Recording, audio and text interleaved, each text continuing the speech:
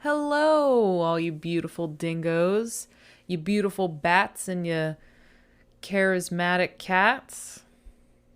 Can you guys believe that I actually don't practice these intros? I just straight off the dome. Straight off the dome. Straight off of the dome. Before I started recording, I was just singing into this microphone and pretending that I was a recording artist. Just for fun. I don't know. Life's too short. What's up? Welcome back to the show. I'm Ashley. This is Divine Dingo. Thank you for being here. Today on the podcast, I have my friend Michelle Johnston here to talk about human design. We kind of go into what the hell is human design. I let Michelle do most of the talking when it comes to that because honestly, the most that I know about human design probably comes from Michelle. And what I wanted to do on this podcast, and this episode specifically, was talk about the aura type that is manifestors. And the reason I wanted to do that is because I'm a manifestor. And Michelle also happens to be a manifestor. And in all honesty, in a couple different interviews that I've heard talking about human design, they always brush over what a manifestor is. And you know, I'm just really interested in what I am. I just feel like I don't know. I haven't heard a lot of content that's specifically just talking about manifestors. So what better to do than have two manifestors sit down and talk about themselves and what that's like. We definitely also talk about dogs because they are directly linked to human design. Not really, but, you know, we both love dogs. And Michelle's an animal lover, and that's probably part of the reason why I love her so much. So I'm not going to keep blabbing on. Oh, but I did want to say one thing. I would really appreciate it if you're listening to this podcast and you're like, this podcast is so great, and I'm so entertained, and I just love this. If you would rate and review my podcast on Apple Podcasts, I would love you forever. And you will be blessed by the entire animal realm and all the animals here now, here in the past, and here in the future. It just will happen. So if you could do that, that would be so great because I'm pretty sure that helps out the podcast. I don't know. I just hear other people on podcasts asking their listeners to do it. And I just feel like it would be cool. I would love if more people listen to this podcast. You know, that'd be dope. Right now, I fucking love all of you guys listening to it. I think I did just burp a little bit. I'm not going to edit this. This is just straight off the dome. I had a sparkling water. Okay? I'm off alcohol. I'm off sugar. I have to have sparkling water. I have to have something in my life. And sometimes I burp while I'm working on something I want to build a future on. God damn it. What was I saying? Oh yeah, if you want to review this podcast, please, only nice things. If you hate the podcast, I don't know, just call your best friend and talk shit about me that way, you know? You can talk shit about me not in Apple Podcast rate and review section. That would be great. Talk shit about me on any other platform, just not that one. I'd like that one to be 5 stars only. And yeah, that's all. So that'd be cool if you do that. In the meantime, why don't you listen to this really awesome episode with my friend Michelle about human design.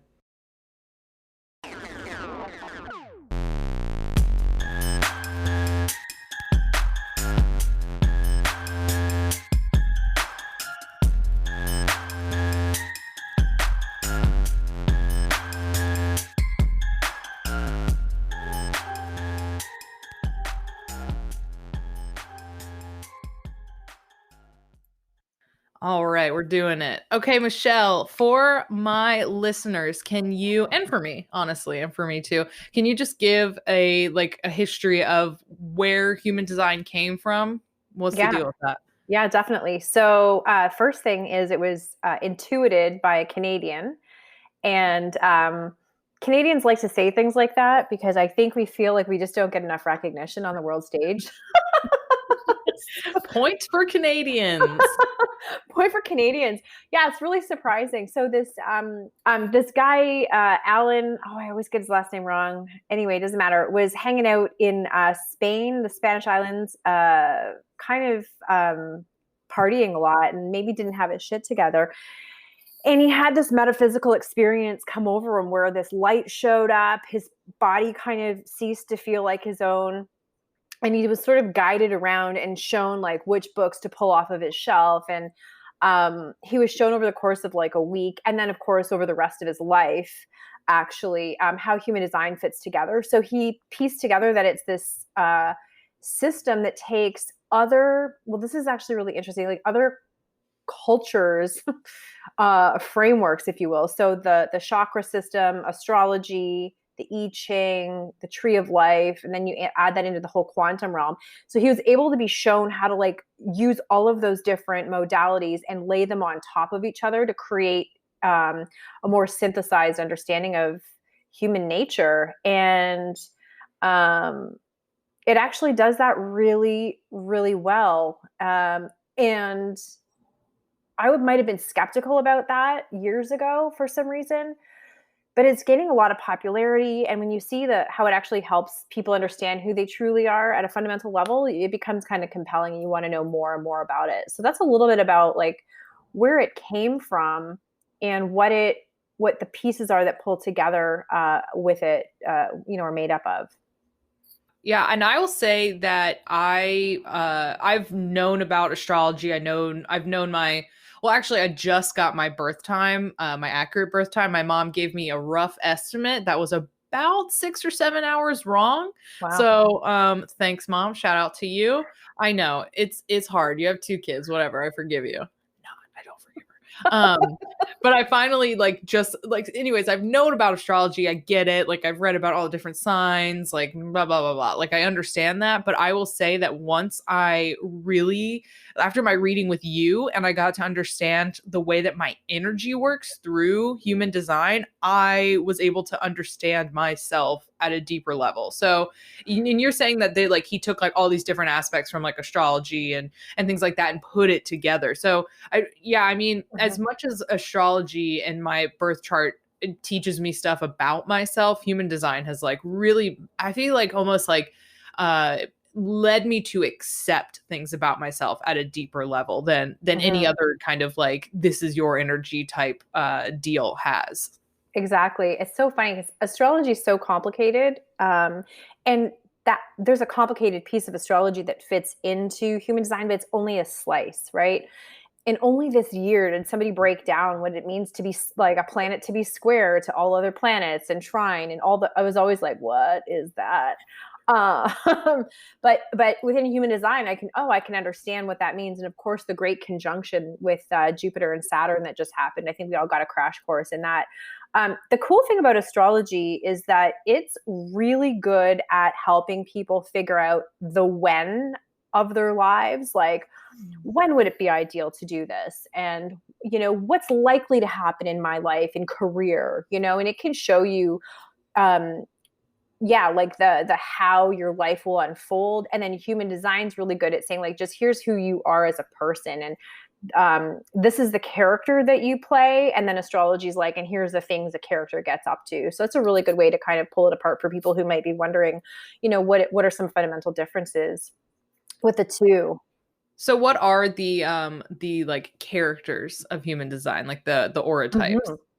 Well, luckily there's only 5. Some might even say there's really 4 and like a hybrid. So the types are usually described in this particular order. So I'll give you that order first, and then I might add a little something on top of that. So we would say there's manifestors, generators, projectors, and reflectors. And then our hybrid, we have manifesting generators. And so then how I like to kind of look at it, if we're like in a business or on a cruise ship or something like that, I don't know. The manifestor is like at the top. The manifestor, actually, this is really neat. The manifestor has 1 foot in the quantum realm and 1 foot here in the 3D. Yeah, so this will be new for you to hear me say this. And you and I are both manifestors. which I love. And so what we do, people like us, what we do as manifestors is we pull information and inspiration from that quantum realm, and then we anchor it here on Earth. And because of that, we can be seen by the rest of the group as kind of unpredictable, because manifestors are here to birth new ideas. They're here to get the party started and get people thinking in new ways. And we make up only 8 or 9% of the population. So we can be a little bit jarring to others, but we've got a big mission. Okay. And then you've got, actually, I'm going to go projector. So the projector goes, okay, I just caught what the manifestor threw out. That's interesting. And projectors are really good managers, directors, overseers. And they go, okay, so what these manifestors just threw out here, I'm going to explain it to you guys a little bit more. Let's go a little deeper into it. Here's how it works. Here's what you might want to think of. So they're kind of like the cruise ship director. And then you've got the generators who sort of pair up with the projectors and goes, yeah, I could do that. Okay, so this is the idea. You're explaining it to me. Oh, my dog's making an appearance. Hi, buddy. He knows I'm here. He does. Hi, sweets. I was hoping he would come down. And the generators are really good at making things happen. They're really good at the doing. And then reflectors are here to be literal mirrors to us and kind of show us, hey, society, hey, folks in my peripheral area, let me reflect back to you kind of your state. Funny enough, I ran a chart for Whiskey and he's a reflector. A lot of dogs are. That makes sense. That's their energy. Yeah, for sure. Just mirroring back. And then manifesting generators are kind of like a hybrid. They can kind of make things happen. They have to wait a little bit. They can't just do whatever they want. Manifestors can do that. I don't know if that made any sense, but they're a hybrid. They're really efficient beings, and they're here to get stuff done too. So that's kind of like a little breakdown of the different types. So really, within anybody listening or anybody in the world, you absolutely, if we were to run your birth information, date, time, place, all that kind of stuff through the systems we use, you would be one of those 5 types. And then we could figure out a little bit more there, like how does that show up in your life, I really love the way that you explained it and how they all relate to one another, because like I think that in the past I haven't really seen it as like a line or like a flowing piece of how we all relate to each other. It's just like manifestors are this and projectors are this and reflectors are this, and it's been hard for me. So yeah, I really love that explanation. So when I first heard manifestor, because I am a manifestor, like you said, we both are. I think at first my conditioning was like, no, you are not 8 to 9% of the population. You are average, and manifestor, I don't know about that, Ash. Like it was just bumping up against my conditioning. And so like when we say manifestor, obviously like if you're just new to human design, you think manifesting and like abundance or whatever, bringing things into your life. So how do those two things relate to one another? It's a really good question. Because when I was told I was a manifestor, I was like, yeah, I know that. Like I can make things happen. I have this one friend who's she's just so fantastic. She's pretty intuitive, and I've known her for 20 years, and she's always like, oh, you're such a manifestor. You can really call things to you. So I was like, oh yeah, I guess I mean, I've literally done that with 3 cars. The first time I knew I could do that in just a regular manifesting sense, I was like, I really need a car. I really like Gavin's car. 2 days later, he's like, hey, I'm moving away. Do you want to buy my car? Yeah, I do actually, literally. It was standard. I had never driven standard. I made it work. So it's not about necessarily manifesting things or circumstances into your life in this case, although there is a piece, like if you have a reading with someone, you can ask them, hey, what's the best way for me to manifest something? And we can look at your chart and figure that out. But what we're talking about in this sense, in terms of the types, is we're really just talking about the ability to make manifest that which is intangible in that quantum realm, and to bring it here into a realistic way here on Earth. So manifestors have an aura.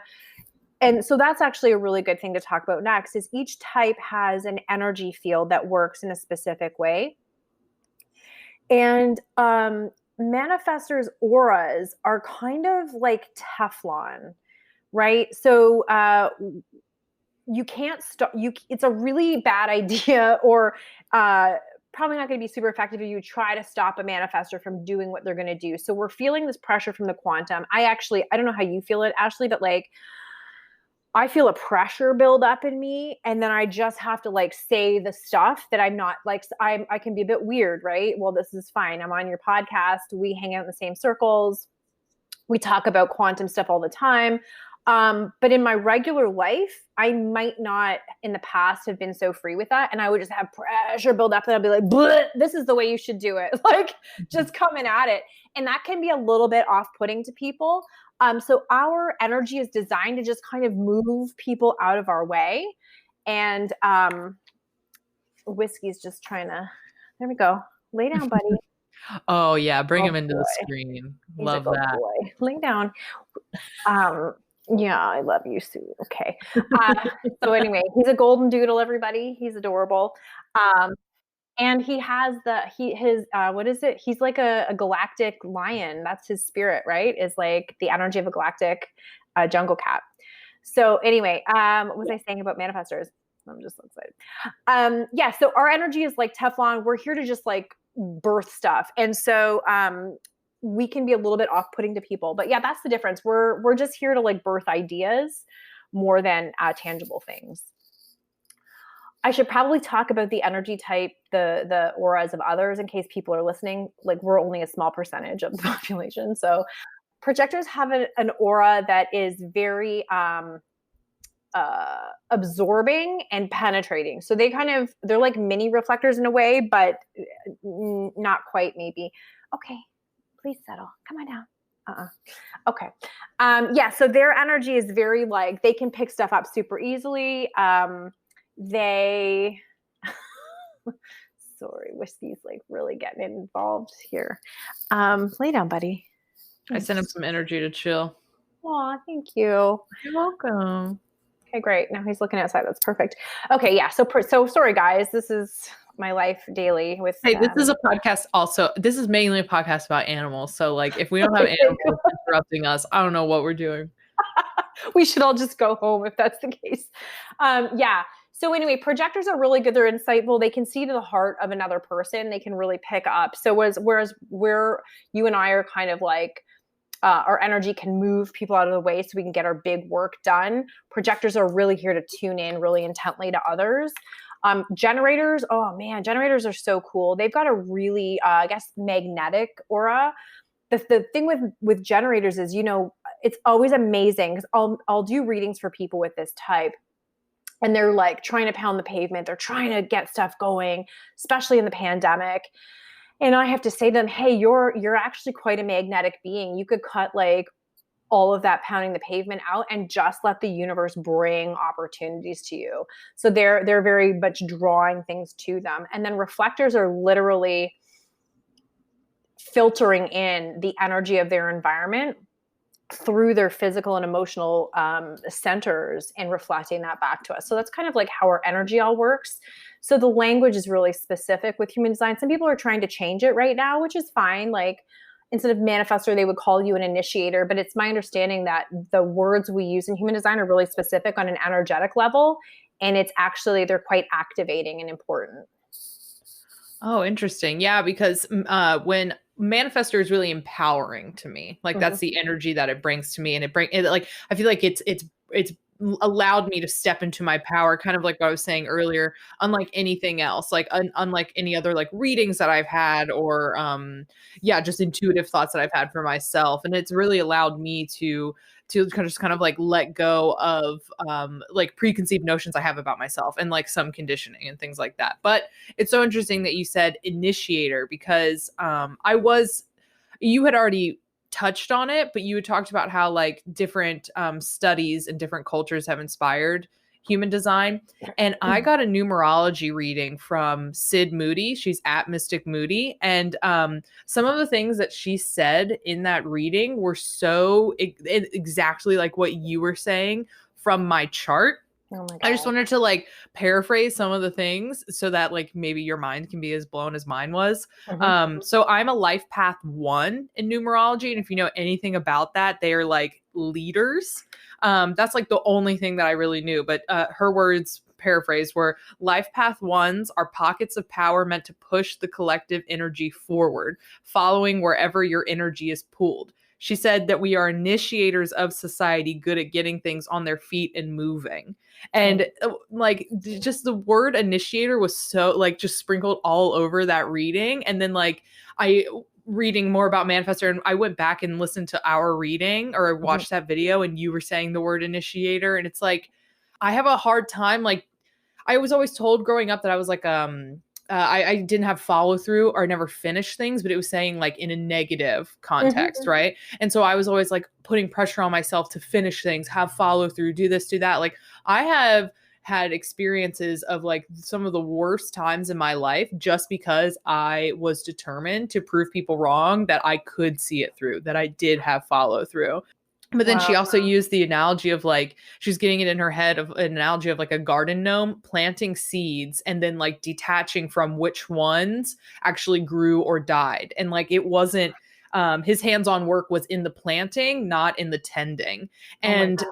I know, and I was like, are you serious? Like this is so, and so not only am I like a manifestor in human design, but I'm like a life path 1 in numerology. So I just like, and this is all bumping up so much against my conditioning. I'm honestly like, I'm struggling to integrate it, but I feel like I'm like in this kind of liminal space of not having no idea, being like ignorant to Manifestor Life Path 1, and then just totally embracing it. I'm in this like liminal space where I'm dancing around with like past conditioning and then like present and future, just like acceptance and integration. But it's like such a wild, it's so wild. What I find really interesting too is that so in the great beyond, so in the not this life but the spirit realm, I don't know. What would you call that realm? Like what? I'm comfortable with call like I either call it the astral plane, the Perfect. ether, spirit. I really like the word like spirit world or spirit realm because in the show Avatar: The Last Airbender, that's where the avatar, he is the bridge between this world and the spirit world, and I've always identified with being the avatar. So, yeah. Okay. Okay. Amazing. Yeah. I always like, it depends on the day. I'll call it something different, but yeah, spirit world, astral, ether, love that. So in that space, when we're wheeling, dealing with all the people we're going to come in contact with here, on the earth and all that kind of stuff. What's really interesting is that human design says, we decide what our life is going to be about. Like, well, we already know this, right? Like a lot of people say, we're going to decide what lessons we're going to learn, what experiences we want to have, and then we choose our birth time to support us having those experiences. And then our human design, because it's like mind-blowing as to how we could possibly have this science, if you will, that so precisely helps people see themselves. Human design is amazing for that. And like, how does that work? Yeah. So when you're born, about am I getting this right? Yeah, about 90 days before you're born, 3 months before you're born, your body is being imprinted by the planetary placements, by influences with neutrino particles, right, which are super tiny subatomic particles. There's like too many to count. They're so tiny they can actually pass through matter, and so that's kind of why planets affect us, right? Because they're being influenced. These neutrinos are being influenced. So 3 months before we're born, our body gets this particular imprinting. And then when we're born, our conscious mind gets imprinted at the time of our entry into the world. And so all of these things happen because we decide, supposedly in the astral plane, that we want to be this type of person. And then here we are. So I think that's really interesting and different. And I wasn't expecting that, but in searching for answers, that's what I was able to come up with. You know what your life path number is in numerology? I think I'm a 4 or a 5. Okay, let's see. A 1976, 1, 2, 1, 4. God, and then you have to add them all together. Yeah, you just add it all together until you get a single number. Okay, I'm just gonna do it with a calculator to make it faster. Totally. Close through. Oh yeah, I'm a 4. Do you know what that's about? Nope. No No. idea. But I do know I know that you can reach out to Sid Moody and she'll tell you all about it. Like seriously, her numerology reading was so in depth. I was like blown I'm into away. it. I've written her name down. It is just like that conditioning that that I'm struggling with. But something you said in my reading was just like working in like bursts of energy is something that like manifestors are prone to, and that is something that like I have always experienced, but I've always like judged myself for, like, because I'm so present moment. Like if I am for instance, if I'm on my cycle, if I started my period, like I just had that like 3 days ago, first day, and I am like down and out. I am in bed all day. I can't think about anything like expansive. I'm not like in the spirit world or astral plane, like where I usually spend time. I can't read my cards. I can't journal, nothing. Like I'm just like watching throwaway TV shows, eating food, and just trying to get through. And then but I'm so in that moment, I'm like, oh, this is who I am now.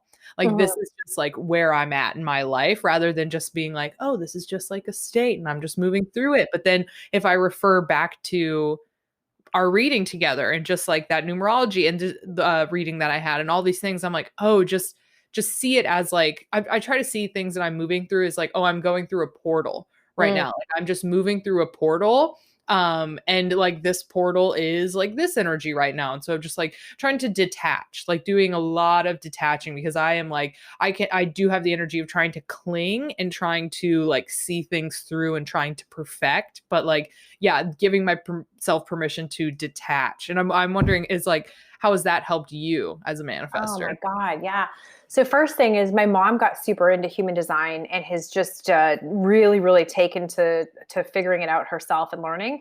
So it's been really amazing to hear her say things like, okay, and the other thing too, right, about being a manifestor is, yeah, aside from just like, so we're either pushing or we're pausing. So we should live in a way that we rest in equal proportion to how much we've pushed and initiated. And so I napped. I've always loved sleeping. In fact, I was telling Ashley this. She's like, hey, we still good to chat today? I was like, oh yeah, just getting up from my morning nap. Like literally went to the store, grabbed a couple things from the grocery store or whatever, and came home and was like, you know what? I need to have a nap, actually. So I've been judged my whole life for being somebody who just needs to like stop and rest. And with my mom having learned, she's a manifestor too, but she doesn't need to rest as much. But we'll talk about why that is if you want. She just got a different thing activated than I do. But it's been really, really helpful because as I try to decondition and I try to go, okay, Michelle, you're not a finisher. You're a starter. You're here to get things going. And like, I'm really good at that. You're probably also really good at that if you allow yourself to be that energy. But it's really hard when you are judged by others. And I find like family can be the ones, as much as they love us, they just don't know. They weren't given the tools to just like, it's okay if your kid's a bit different. It's okay if they don't operate like like society wants them to. But it's been really validating for her to be like, oh, I see why you do that now. It's because blah, blah, blah in your chart. And it's been actually helping a lot in ways I couldn't have imagined to have her validate it, even though it shouldn't matter, you know? Mm-hmm. And I had a really potentially really good business opportunity come to me. So I'm having a lot of fun with my work. I do like my day job. I have a business which is in its 18th year. It's just this year will be 18 years I've been doing corporate wellness, which is insane. And that whole thing is really about inspiring and initiating excitement in employees to take care of themselves better, but also so that they like make better decisions for themselves at work, you know, that they're not the victim of anything, that they're like really full people, complete people that can feel self-empowered. So that's a lot of the work I do in my day job. And I had this massive national company come to me and they wanted me to potentially like overhaul their entire wellness program and all that kind of stuff. Before human design, I would have said yes. And then I would have literally hated my life for a year. Because can you imagine? So manifestors, right, here to get the party started. I've said yes to this contract oh my God, now I've got to stay to the end. I've got to like get this thing organized for these people. Ugh. So I actually said no. And a few people thought I was, yeah, I was like, I don't want to do any of that. And it looks on paper, it looks stupid. You turned that company down for that much money.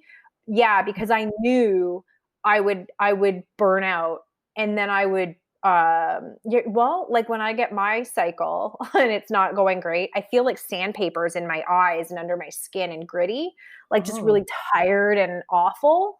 yeah. And that's how I would have ended up feeling. So I said no to that. And then I just turned to like the future and was like, hey, but I know whatever is coming next is going to be good for me, or I'm going to enjoy it more and Wow. have more joy doing it. And that took a lot of courage, but I don't regret it. Wow, good for you. Yeah, that is like, I mean, because I'm kind of like in a space right now where I feel like I'm kind of like waiting for Mhm. like an opportunity to come to me. Like I've like put a bunch of things out there, and like I've been told that yeah, it's all coming to me, and I've manifested it, and I do feel like that's true. But I do fear that, or I've had it in my mind, like if a certain opportunity comes to me, I might like want to jump at it because it looks great on paper. So it's Mhm. really amazing that you were just in tune enough with yourself to be like, yeah, I don't want to, because I struggle with commitments. Like as soon as somebody's like, like I prefer a month to month lease, which I'm on in this apartment. Even my Wi-Fi is month to month. I'm like, I don't know, like everything that I can do if possible. Like 30 days is like as far out as I like to plan. I've literally never had a cell phone contract in all of the years I've owned a cell phone. Like, I don't want that commitment either. Yeah, I use my sister's plan. I'm just on my sister's plan, and I have never had I'm 27 years old, and like hopefully will never have to have my own. So hopefully telepathy will just pick up by then, like if it comes down to it. But look, Yeah. I'm like I need to piggyback on somebody and save like I don't know, money and energy. Like commitment, like even when it comes to just like things that I enjoy, if there's a commitment to it, I'm like, oh God, like it like almost I have to like help myself not get stressed out about it. Thank God you know that about yourself, because like I am, let me look at your chart real quick. Okay. So, oh, okay. Interesting. I was wondering if your identity center was defined. It's not, just like me. We're both undefined, which just means we can like ebb and flow really easily with a diverse number of people. Mhm. So, yay us. Which can really drive people who have a defined sense of self nuts. They can just be like, look at these people, they're changing, all the time. Um, and human design would say like we might be a little bit chameleon like in that, but I'm just like, no, it's more just I feel like really good at connecting with people. you Yeah. know, yeah, really, That's really good at connecting. yeah, I remember when I was in like middle school, I think that was my first time that I realized like how diverse all my groups of friends were and how like I was the only one that could jump from all of them, Mhm. and I kind of mentioned something to my friend. I remember this clear as day, and I was like, yeah, I just feel like when I'm in these different groups of people, it's like I'm like a different version of myself. And he was like, I am myself all the time, no matter who I hang out with. And then I was like, oh shit, am I doing it wrong? I was like, am I bad? Like you're bad and you're wrong. So it's like, but if I just allow myself to do that, I love that about myself. Like I love that I Mhm. can literally get along with whoever. I will say though, like I have noticed like maybe the shadowy aspect of that is that like I can tend to people please. Yeah, Because and so like I am kind of envious of people that have that area defined, and I'm also mhm. envious of like generators in general for like I feel like always having like energy to I do, know. and I'm like so jealous. I'm like, I want that. So yeah, I I am. know. Yeah. I know. It's a real yeah, so I can people please and I can say yes to things cuz in the moment my chart activates me to like be really inspired in the moment by what I'm hearing. And then we leave that conversation and I'm just like, "Oh no, I'm wearing like this heavy jacket of like regret going, "Oh shit, I think I just imprisoned myself into something that I don't want." So I'm trying to have this knee-jerk reaction reprogrammed where my pat answer um, is to just be like, yeah, that sounds really good. Let me think about it. Let me get back to you. So the thing with manifestors, right? How is it going? So we need to inform people because we make hairpin turns like in our lives all the time, right? Oh my God, and my husband's a manifestor too. It's very rare for someone to be like, birthed by one and then marry one. It's super rare. But yeah, so we're pretty flexible and easy with each other. I'll say like, we're going to have tacos tonight. He's like, yeah, that sounds good. And then like dinner time comes around and I'm like, we're going to have something else. Like, I don't have it in me to make the tacos. And he doesn't care. A generator might be like, you're driving me nuts, because generators, once they commit to something, they actually, once that train has left the station energetically, it takes outside intervention almost to like stop that. You know, I know a generator who was in a relationship that was not very great, and they were in it for a really long time.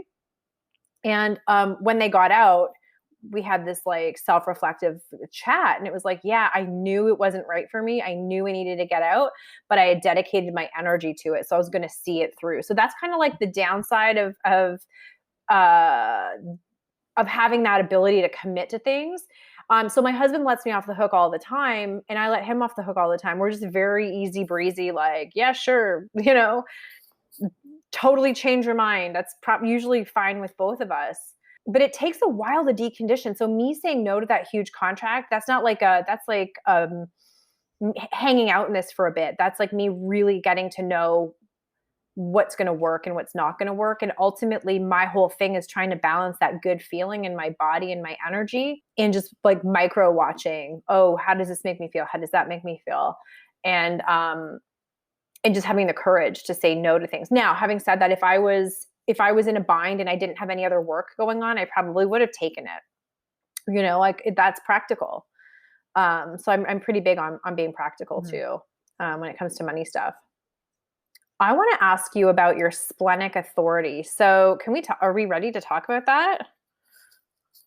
Yeah. Because, you know, I'm a person that's like really in my body. Like I'm teaching myself herbalism, and I'm taking like an herbalism course, and I'm all about like natural healing, but like I could not tell you anything about the actual spleen. And so when like we had that reading, you're like, oh, you're a splenic authority. I'm like, I don't even know where the spleen is, what it does. Yeah.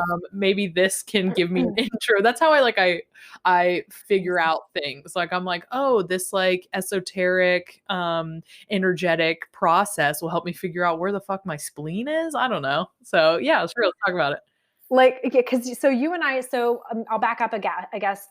So each person has a specific decision-making process according to human design, and there are 7 different types. And the whole idea is that, I'll generalize this, but that the body, right, that 3 months before you're born imprinting, your body has wisdom that is far deeper and greater than your thinking mind could ever come up with. Because the thinking mind is really good at making pro and con lists, evaluating future-based decisions based on what happened in the past. It just like triangulates and crunches numbers all day long for us. And we've been told that, like, you know, you should value that part of your brain and all this kind of stuff, but it actually can lead people astray. So human design teaches people what their authority, their decision-making authority is, where it lives in their body. You and I have what's called splenic authority, which means, okay, so just quickly, the spleen is, so your stomach is right below, okay, let me see this. So where your ribs come together in the front of your torso, your stomach sits right below there. And then if you were to put your hand on the left side of that center point, that would be kind of where your spleen is. So your spleen sits on the left side of your stomach, and its primary job is to just filter and clean blood. You know, we eat food, we sort of take the external environment in through our bodies through food, and some stuff isn't good, it needs to be filtered out, and the spleen will help to do that. So it's a really old survival station, if you will, in your body. It's one of the most primitive fight or flight survival, the seats of survival in our bodies. Oh, we've got visitors coming in. Hey, I'm just on a podcast. Okay. Love it. Sorry, Ashley. Hey, everybody. That's my Manifestor husband. Just popping in. I didn't tell him to pivot. Tell him to pivot. Go do something else. Pivot. I didn't inform him that I was doing this, so that's my problem. Oh. So, because I was running too fast for my nap to get here. So basically the spleen is all about it's all about instinct. And if you think of us as primitive beings, like tens of thousands, hundreds of thousands of years ago, less sophisticated beings as we are now, that our fight or flight instinct was what kept us safe. And so you and I have this actually built in and supercharged with us. So what it means for you and I, if we're wondering if something's right for us or not, human design tells us our splenic authority speaks to us in the moment by moment. So like, do you resonate with that? Like getting that, we would call it gut instinct, but that's not what it is. But there's that initial instinct, like this is a yes or this is a no. Like, do you know when nobody else knows, when you don't even have all the information, are you able to be decisive about things that are a yes or a no for you? You know, I just recently went back and I rewatched our reading, and once you had mentioned that again and you said something like it'll say it once and then it won't say it again. I was like, I was so drawn to that one part of the reading that I started to play with that. And I have noticed that what I do, just like even when I'm trying to hear my guides or something, like I'll do this thing where I doubt myself so much that I'll hear something and then I'll go, okay, but if I hear it again, I'll do it. And then like I never do. So I'm like, guess it wasn't for me. But recently, just in the last like month, I've been really paying attention to that. And as soon as it says something, I follow it. As soon as it, so, but like I have had, like, I'm just thinking, I think like, when it comes to meeting people, I remember when I was younger, that was like when I would meet somebody, I'd be like, nah. And then like, I don't really fuck with this person. But then like, maybe I would see everybody else really likes this person, or there's all these reasons logically and on paper why they're great and why we would get along and this and that. So then I try to force it. And then we maybe like have a connection or something is like cool for a little bit. And then it falls apart. And I'm like, well, initially I knew not to fuck with you. But then like I doubted that instinct because on paper, there's no reason why I shouldn't. So it's like, I think when you're saying that, it's like, yeah, with people. And then I'm thinking about like different jobs that I've accepted, whereas right away I'm like, no, but then like I let myself think about it and I'm like, you know what? Yes. And then it ends up being like misery for me. Right. Yeah. That's how it shows up for me too, most strongly in people. And I'll just, so there's parts of our charts, you know, where people might be really sensitive to smell, like, and metaphoric smell, like the smell's fishy, you know, or they might say taste, you know, ooh, that's leaving a bad taste in my mouth. And so there's all these ways that senses can play in too, with this modality. But for you and I, we have that initial boom gut instinct. So I remember meeting somebody and I was like, no, maybe it was auditory. Maybe I was hearing something that nobody else was hearing, being able to kind of just penetrate past the facade. And I couldn't tell you why I didn't like them. I just thought that they were untrustworthy. And everybody thought I was being insane. And then 3 months later, it's like, oh yeah, no, the game has been revealed. Like we can absolutely see what's going on here. So it's kind of rare for people to have that kind of ability. And it's just another way that we can kind of have fun with trusting our intuition.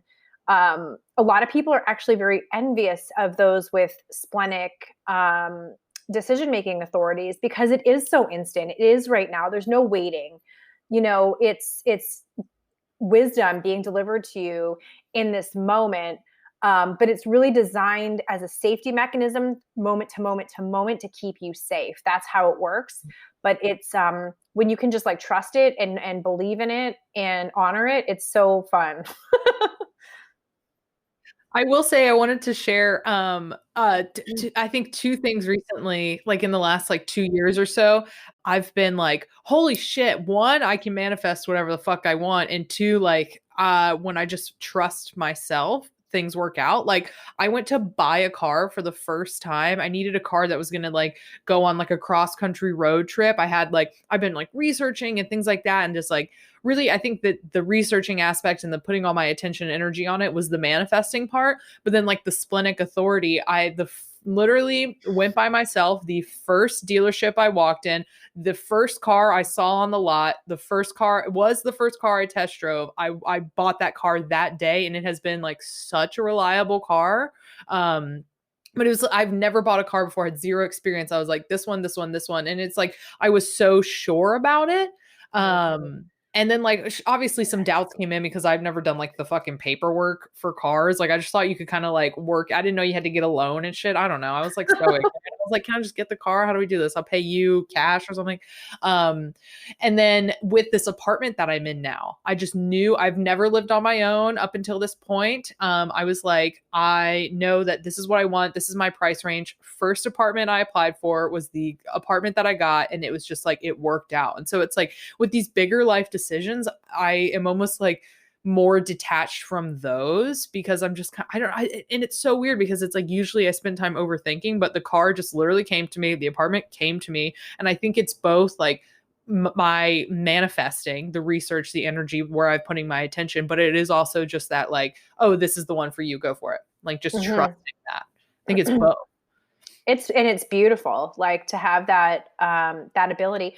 So by contrast, half of the world has what's called emotional authority, and that is not. It's like the opposite of instantaneous. So what those folks need to worry about is like not getting too invested in their emotional response to things. And in fact, it's less of a response they have and more of a reaction at first.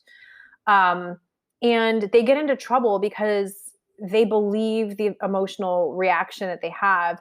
And these folks they experience things on a continuum. So they're constantly on an emotional wave. They're never not on that. So whether the wave is high and it's cresting or it's crashed and it's at a low point, they're always on it. And the wisdom that, I would offer them, or anybody doing human design would offer them, would be like, don't trust that initial reaction. As hard as it is, give yourself as much time as possible, as is appropriate to the situation that you're dealing with, to chew on it a bit, think about it. Because what I'll say to people is like, have you ever acted too quickly and then later on reflected and been like, oh shit, I really shot myself in the foot there, or I really burnt that bridge? 100% of the time they're like, yeah, my whole life, and I never knew what to do about it.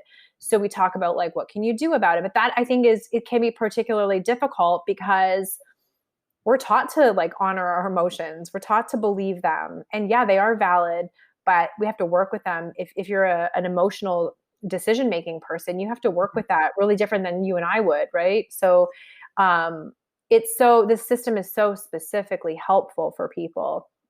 And it takes a while there's so much there. It takes a while to play with all the pieces. And I actually find falling flat on your face can be a really powerful opportunity to like learn and never make that mistake again, or what, like, versus if you try to do life perfectly with human design, it's just not designed that way. It's really designed to be like, oop, I bumped up against something that was uncomfortable. Let me run it through my matrix to see, is there some bit of wisdom I haven't integrated? And could I, and what difference would that make? So yeah, you and I both have, so there's profile lines in human design. Profiles are a little bit like the character you play. So it's kind of the flavoring of how you do your life. And you and I have a third line, which is called the Martyr. And it just means that we're like bumping up into life, learning how to do things by maybe most often like how not to do them. Mm-hmm. But such powerful learning in those processes. And again, like we're told by society, all these places, don't make mistakes. It's best if you can perfect what you're doing, do it right the first time, be precise. And it's like very disheartening if that's not how you're designed to like learn. Some of us need to get our hands dirty. We need to play and have some fun and like maybe fall down and go like, oh, okay, there's a pothole there. Right. I'll go around that next time. I didn't see it. Right. Yeah. I think that is like what I am the most detached from, is just like making mistakes, because I think I always use this example, or it always pops up in my own head. But like when I was young, when I would eat food, I would always just like spill a little bit. And it was never like this massive mess. It was just literally like maybe a little dribble down my shirt, crumbs all around, just like, and my dad would always comment on it. And eventually like, and I would just try so hard to be like better at like that one particular thing. I mean, he would comment on all these different aspects of me making little mistakes, but it's just like, it was never that big of a deal to me. And I think that also helps that my mom had this attitude, and she still does, of like, shit happens. And like at a young age, like I was like, Dad, shit happens. Like, I don't, you care more about the ketchup on my shirt than I do, and it's my shirt. And so like from that young age, like, yeah, when I make a mistake, even at work, like I see people like that would make, they just make like a really simple mistake. And maybe some other people are affected, and maybe like the boss gets upset, but it just kind of like blows over quickly. But they'll like, they'll be so hard on themselves. And with me, it's like, oh, fuck. And like for a minute, I'm like, oh, this is bad. Maybe I'm going to get, in trouble for this or something. But then it's just like I detach from it, because it doesn't, it says nothing about my character. It says nothing about who I am. And I'm grateful to have that, like, such a critical, like, parental figure at a young age. And for me to just not like to try and fit in that box. And from like childhood, I was like, yo, I don't fit in this box. Like, I am trying, but I do not fit here. So yeah, mistakes, I'm just kind of like, I could just hand them out. I'm like, yeah. But it is funny because like I was just teaching myself, or I took some guitar lessons, and like he would show me how to do this one thing, and if I didn't get it right away, I'm like, fuck it. I'm not doing, I'm dumb, and I'll never learn the guitar. And that's like my first instinct. But then I'm like, just keep trying. So it is, I think that like that initial, like, so frustrated that I don't get it right away is conditioning. And it's not like my energy, because my energy is like, just try and see what happens. Wow. And when you were talking about like the emotional authority of decision making, I was thinking about just like how dynamic humans are, and how dynamic and how like fluid we all are, because I consider myself an emotional person. I'm really in tune with my emotions. And as I've gotten older, I've been able to, like, I think the other day I was talking to a friend of mine. I was like, yeah, I don't know, I was just really depressed yesterday. I had to just sit in a bath and like cry about everything. And they were like, why? And I was like, well, I don't know, it just like had to do it. And I was detached from that. Whereas in the past, I'd be like, why am I feeling this? What is going on? And I try to like break everything down and pull everything apart and like find the reason. But recently I'm just like, I don't know, it just flows through me, and I have to like allow it and feel it and like let it go. And so, just thinking about like how that's not where that's not where my authority is in human design, but it is something that like I have had to learn to play with. So it's just, for me, it's like, that's so dynamic. And maybe people that like have that emotional authority have like, it's just like so many different layers. And I know that that's like such an obvious thing, that humans are dynamic, but still it blows my mind when I'm having conversations like this. I'm like, holy shit, because I identify with that, but that's not in the front of my mind. It's in the back of my mind, or maybe in the middle of me. And yeah. And because your emotional center is open, it's undefined. So somebody who has emotional authority, we would say they're defined in their emotions. And that's like the heart center? That is the solar plexus. The solar plexus. Okay. Yeah. And so those folks are really only able to feel their own emotions. They're really not able to tap into the emotions of others. People like you and I who have that open, we do feel, we actually take in and amplify other people's emotions. So recently, like, something pretty upsetting happened that had nothing to do with me, but because of my proximity to like the information coming in around it, conversations happening around it, I sobbed for 2 days, and it literally had nothing to do with my life. And I was like, holy shit, I'm processing the emotions of like a bigger body of people than my own. And when you know that, you can make your emotions, like, you shouldn't like judge them, right? As you were saying. And so I just let the tears happen. And I was like, well, can't stop them anyway. So just let them happen, and just be kind and gentle. What's really interesting though is so we were saying our spleens are defined, right? So it's almost like the opposite thing going on. So people with open spleens, they actually, and the spleen is like the seat of fear in this model that we're looking at. So you and I with defined spleens can really only feel our own fear. I am not aware of tapping into being aware of fear that other people may have. Like, on an experiential level. Like psychologically, I could be like, oh, they sound scared or whatever, but I don't process it through my matrix. That's because my blocked spleen, not blocked, like it's blocked in for me. It's defined for me. I am so full of processing in my own fear center. Like, doesn't mean I'm fearful. It just means I am alert for my own safety around what's fearful or not, that I have no room left in my spleen to feel other people. So the opposite is true with the emotional center, right? So if you're defined, if you have an emotional authority, you're so full with your own emotions, you can't feel and tap into those of others. So it's like so fascinating how we mirror each other. So a family member of mine has an open spleen, but they have a defined emotional center. So we're kind of like opposite of each other. And we had this 3.5 hour conversation the other day, like, what? You know, she like, so the person said, like, you don't feel other people's fear. I was like, not at all. I feel their emotions. And she's like, oh yeah. So it's just so fascinating how, I don't know, sometimes like I forget that we're all having like individual experiences and we're not all the same. And so it's such a great, human design is so great for just giving you a reality check and to making you a more, I think, if you allow, empathetic, like healthily empathetic person. Yeah.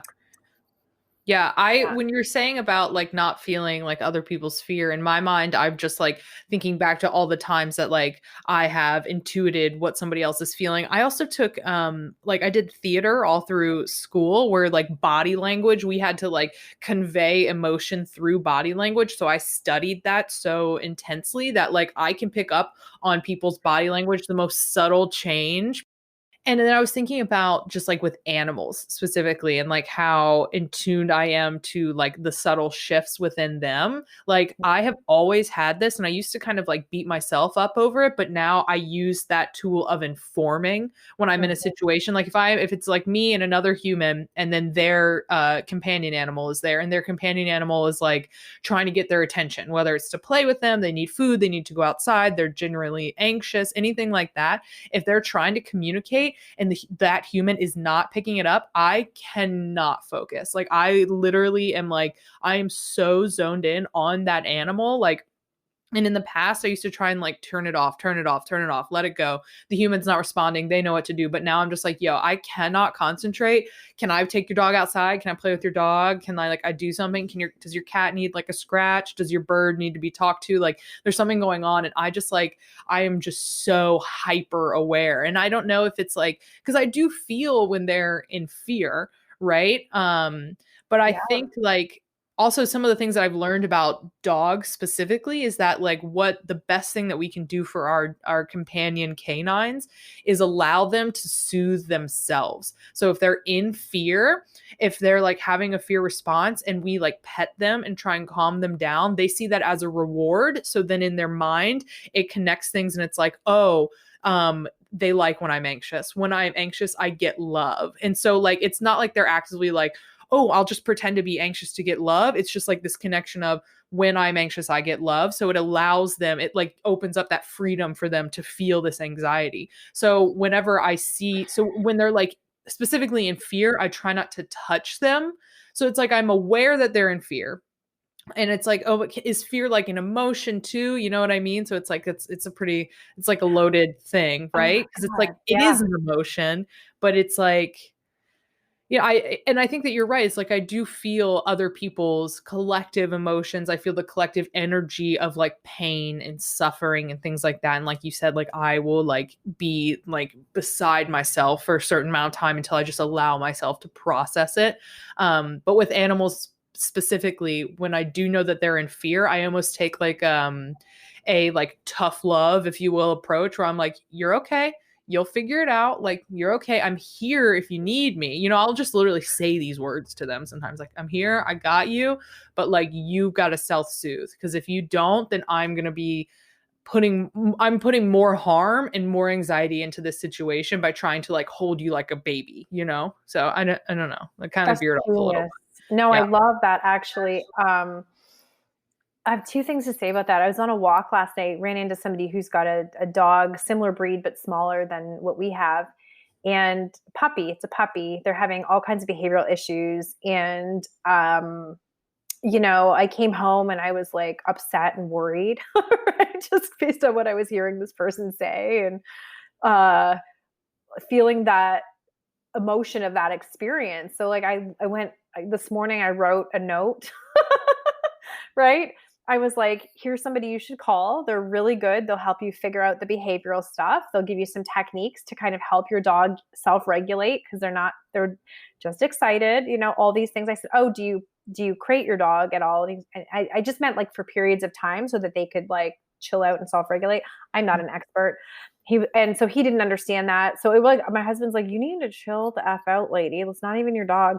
I'm like, but I just can't, because there's this animal who can't advocate for themselves. Mhm. And it's like upsetting me. So my next question is about barking. So I know this is a little bit off topic with human design, but it is an animal podcast. So, like our dog barks at anything going by the window, and he barks going out in the backyard because he's defending his territory, I guess. There's like a lot of people back there beyond our fence. Like, so what would you say to somebody in that case? Is that a self-soothe thing as well? Or like, I just curious. I almost feel like what I want to say is redirect like their attention. And so like with like when puppies, when they kind of like maybe they chew a lot and they might chew on your hand, and something that people do is like just literally move their hand and put a toy in their mouth. And it's like you're almost like redirecting their attention to like, don't chew on my hand. That's what toys are for. And I almost feel like I want to tell you to redirect that. But that can be a little bit more complicated when you're trying not to like give too much attention.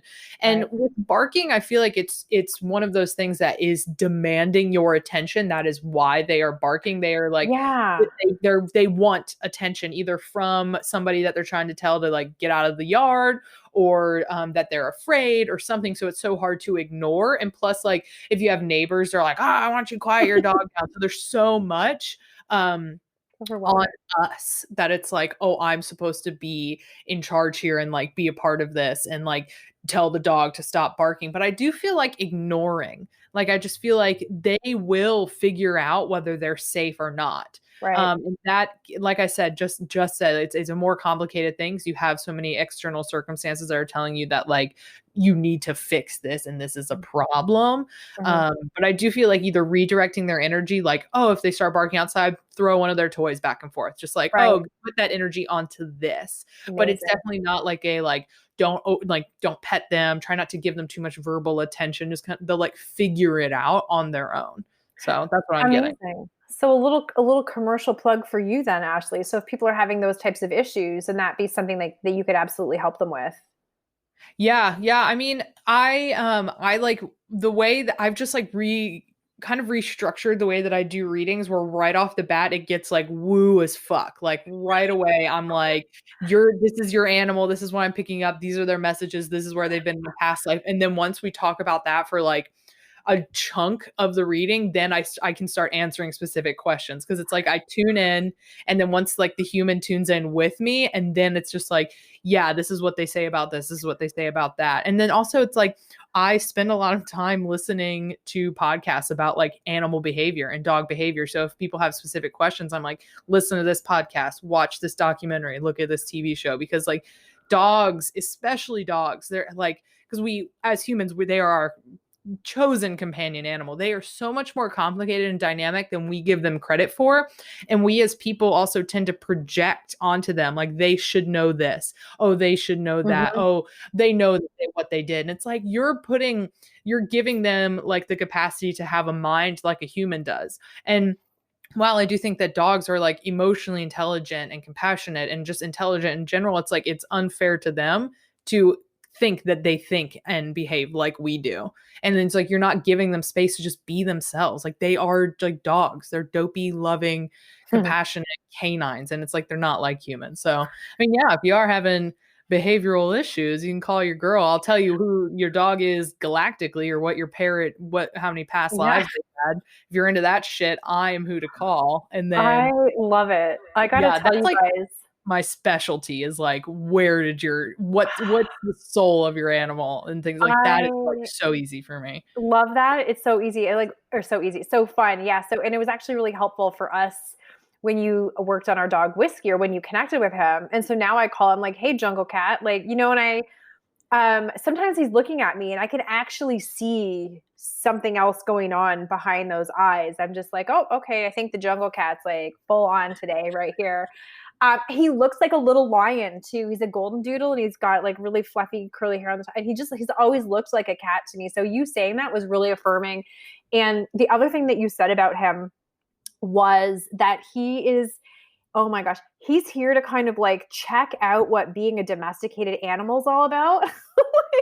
and report back, and also to like just get interested in like everything in nature and like he's really a curious guy. So you nailed that. And one of the things that was helpful when after our session was like, now I know why he's so curious. Now I know why he's got to be seeing and looking and doing and touching and eating he doesn't actually eat a lot. He's very fussy. Mm-hmm. Yeah, so that was really, really helpful. And so interesting. And I love that my husband is super cool with it. He's just like, oh yeah, Whiskey's a jungle cat. That's cool.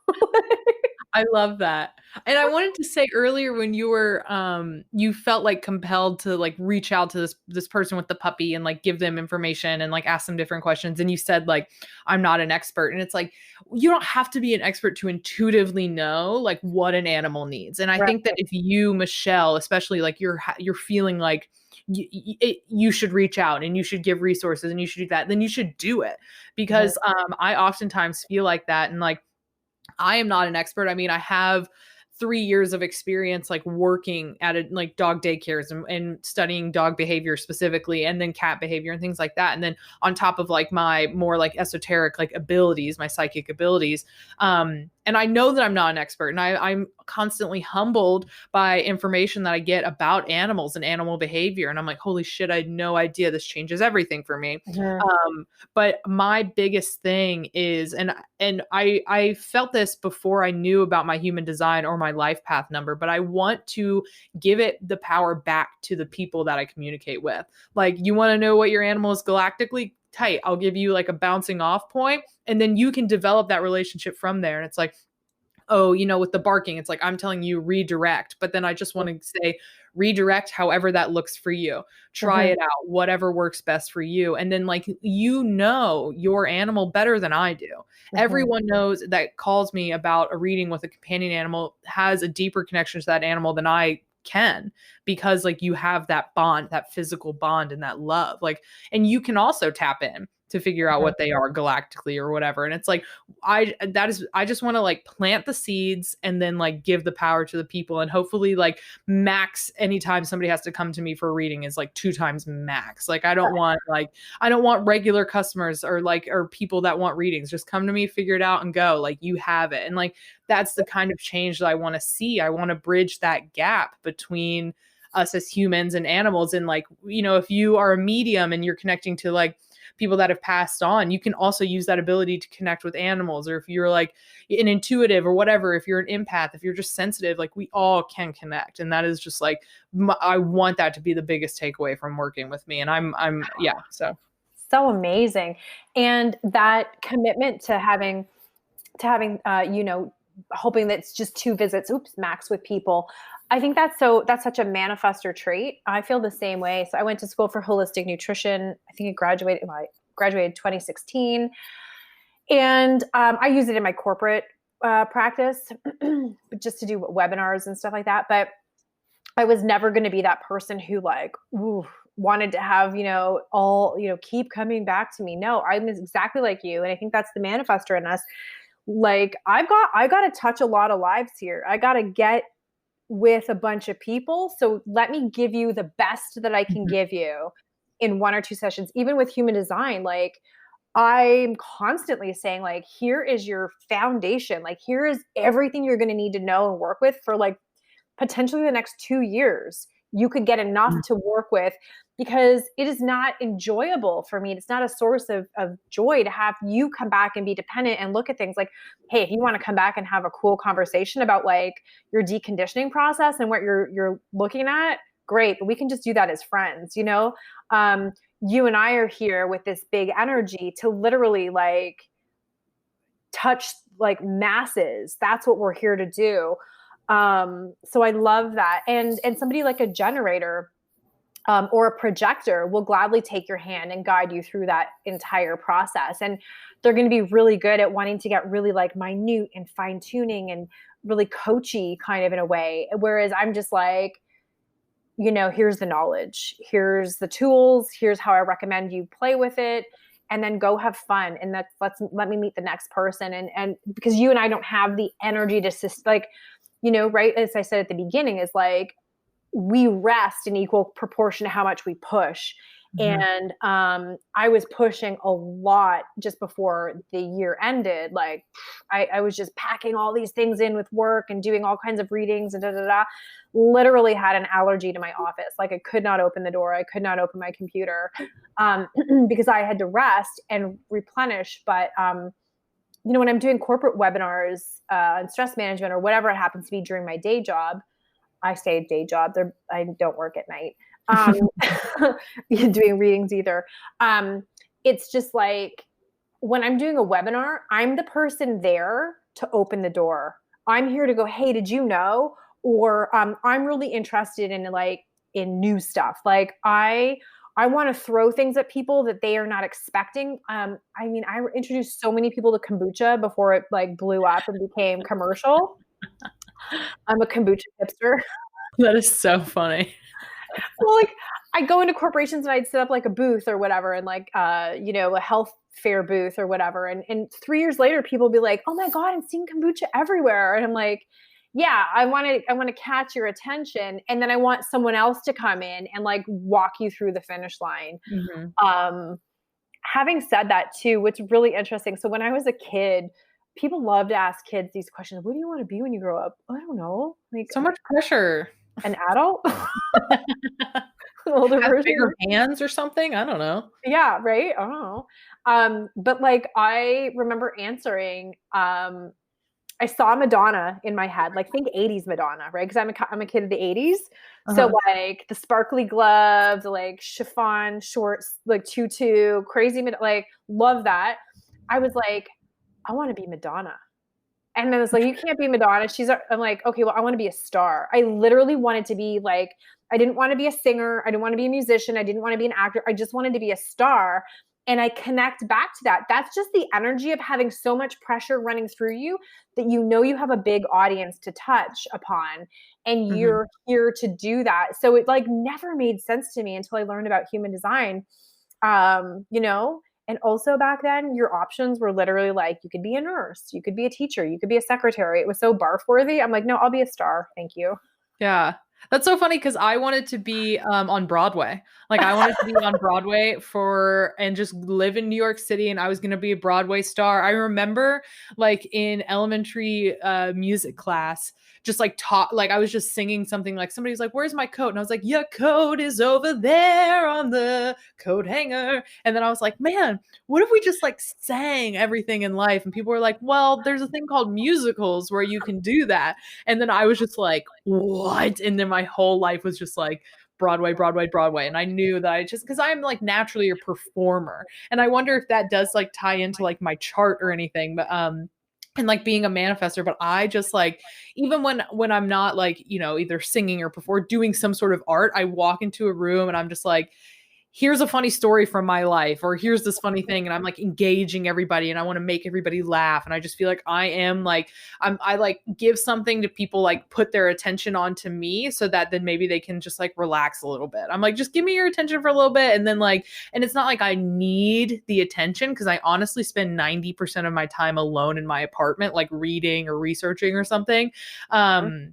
But, and you know, part of that is like pandemic, part of that is living far away from people, whatever, but it is like something that I enjoy. So I'm not dying for attention, but I feel like I can be the comic relief, right? I Love can just like, I can mix things up a little bit and just like get people. And I feel like I want to do that too with like readings. It's just like, give you something to think about, mix it up. Like I just want to take people, shake them up, and then like throw them right back to Oh my themselves. God, me too. You know, in the nicest possible way. Yeah, gentle shake. Gentle shake. Yeah, no shaking the baby, just a little rock. And off you go. My computer's dying. I'm just gonna Okay. keep talking. I'm just gonna grab my Yeah. When you said pandemic, I heard pandemic in my head. I'm just saying. Which is for anybody listening who does not follow Jessa Reed's work, that is her nickname for the pandemic is the pandemic. So it's hard to unhear that once you know it. Gosh, what did I want to say outside of that too? Oh yeah. So my question to you, Ashley, is with this thing that you said about like walking into a room and just like wanting to be like, you know, make people happy or kind of use your energy to shift the vibe or whatever. Have you, since learning that you're a manifestor, have you come across or like, can you reflect back to anybody being a little bit like, not jiving with you in, you're just being like your natural and you're coming from an awesome place, but they're just like not having it? 100%. Like I used to say when I was younger, that like people like I've heard so many times like, oh, I did not like you when I first met you, but now I love you. Like I hear that constantly. And so I used to almost just like introduce myself like that. Like, hey, I'm Ashley. You'll probably hate me for like the first few days to a month that you know me, but then maybe you'll love me. And I am very much just like, I mean, it's been so long since I've like socially interacted. And I think the more that I let go of the people pleasing, it is just very like genuine that like you either take it or leave it with me.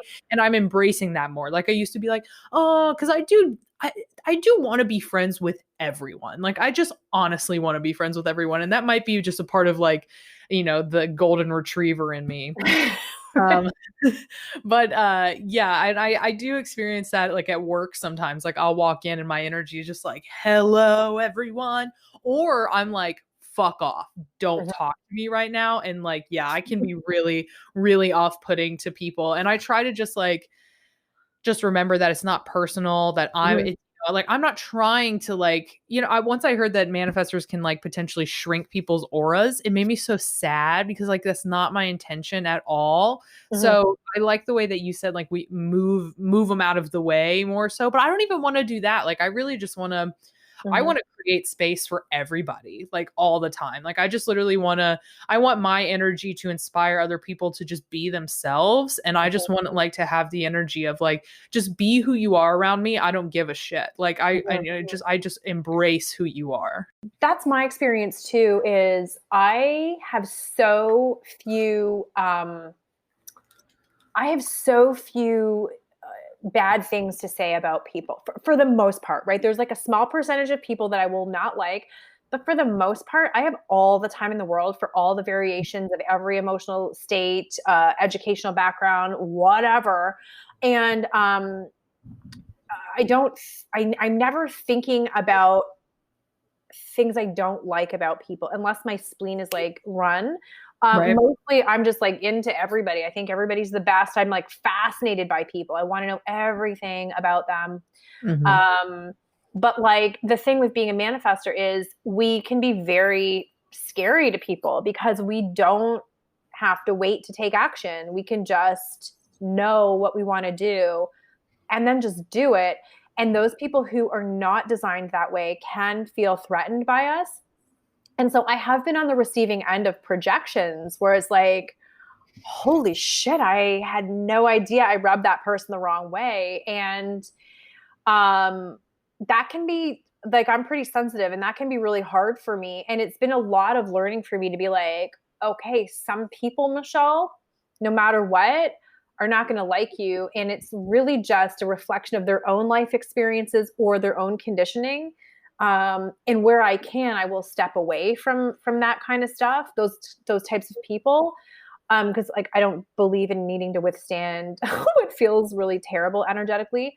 But the one way that we can kind of move through this, here's an example, is to inform people ahead of time. So you're just like, hey, I'm Ashley, you're probably going to hate me. Then hopefully you'll love me. I mean, these people do. Like that's actually genius.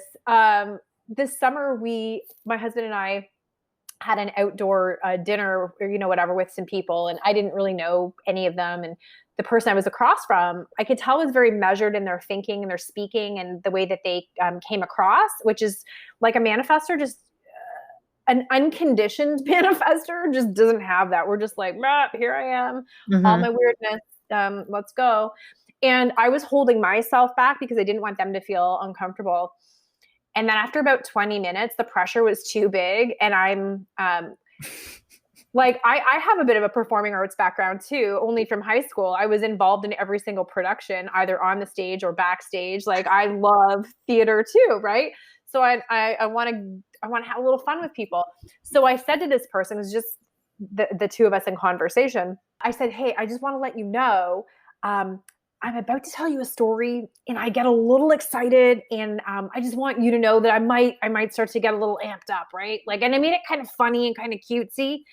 And their shoulders went down, not all the way, but they could relax because it's almost like me telling on myself because I've been slammed so many times energetically from people who like don't like my vibe or don't like how forthcoming I might be. I've learned to tell them this is what you're going to expect. And then they know that I know that I'm a bit wacky. Like they don't have to like be the judge themselves. It's like, no, I'm outing myself. Like I am cuckoo bananas. Like I love having fun and being silly. And it got easier, right? So that just anytime I think I might cause a reaction in somebody, and I know that just based on experiences now, it's like, oh yeah, this situation might be uncomfortable for the other people. Then I just tell them up front, like, here's what's about to happen. This is what you're about to see. And it totally disarms people. And it's such a beautiful tool to use.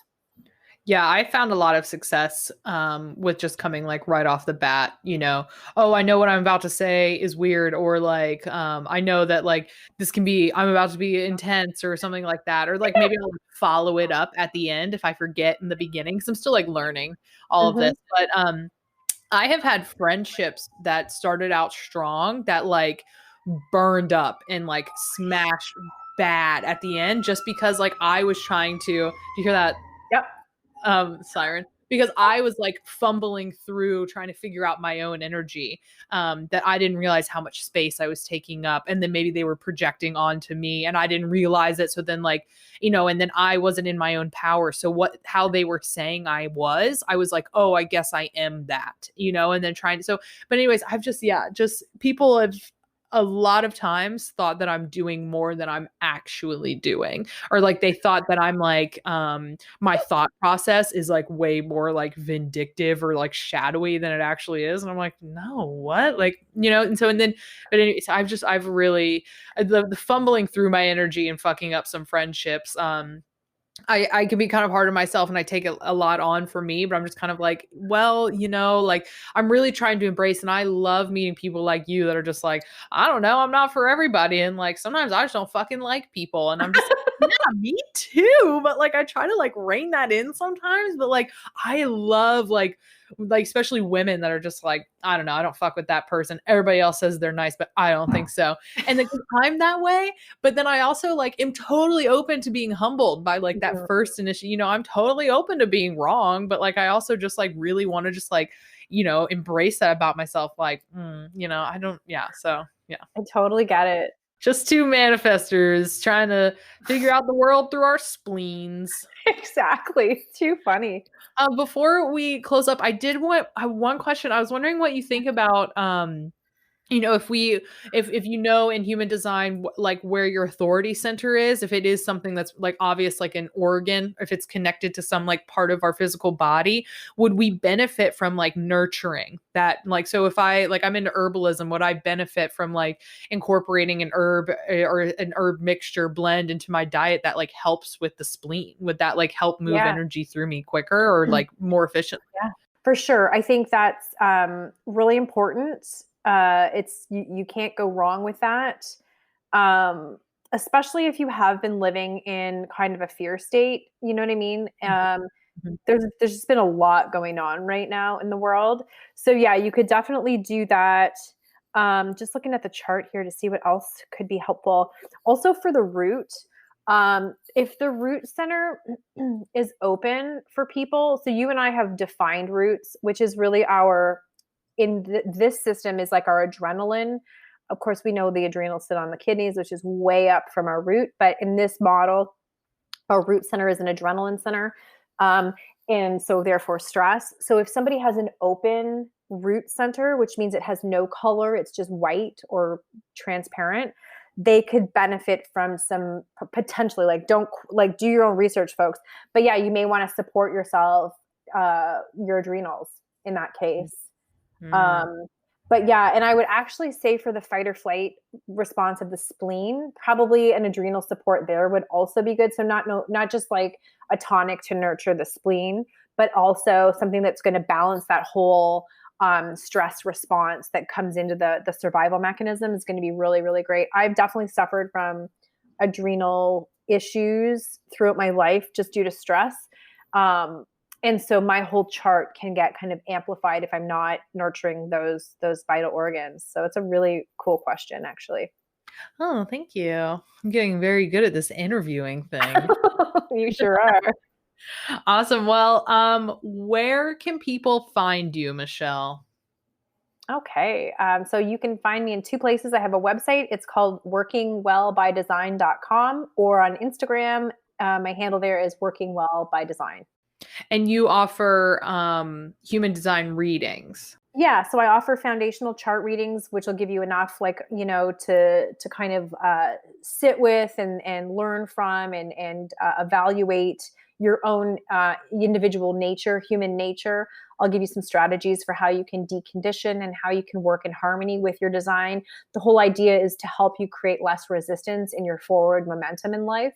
So human design can do that. I also read for families. So if you have like more than one person, well, let's say more than 3 people you want to read for, you can get in touch and we can set that up too.